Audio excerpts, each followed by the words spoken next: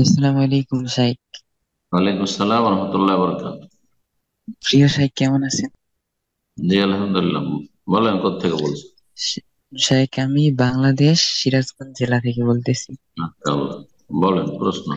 শাইখ, আমার প্রশ্নটা হচ্ছে, আমি মানে একটা জায়গায় জিজ্ঞেস করেছিলাম যে এরকম প্রশ্ন, যে ফেস ওয়াশ ক্রিম এইগুলা মুখে ব্যবহার করার ফলে মানে কি জিনিস? পরবর্তীতে চেহারা ফর্সা, ফেস ওয়াশ ক্রিম এইগুলা ব্যবহার করার ফলে হুম, পরবর্তীতে চেহারা ফর্সা হয়ে যায়।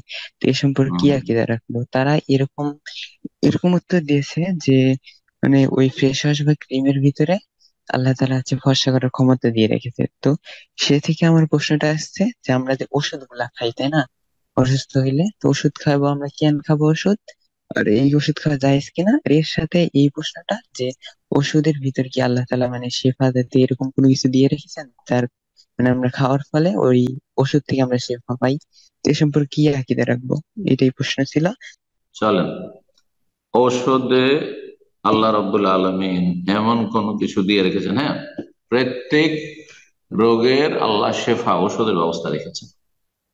আলিম আহমান আমেল আলিম আহু জাহিল আহমান জাহল, যে জানতে পারলো জানলো, বিশেষজ্ঞরা, আর যে জানলো না জানলো না, অজ্ঞ থাকলো। জি।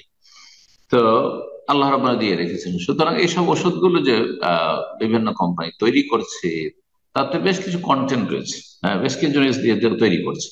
তো এই যে মহল যে জিনিসগুলি যেগুলি দিয়ে তৈরি হচ্ছে, এগুলিতে আল্লাহ রাব্বুল আলামিন সেই গুণ বা বৈশিষ্ট্য দিয়ে রেখেছে। সেগুলি গবেষণা করে সেগুলির সমন্বয়ে তখন ওষুধ তৈরি করা হচ্ছে। হ্যাঁ, আল্লাহ এগুলোতে সেটা এগুলিকে আল্লাহ কারণ বানিয়েছেন শেফার।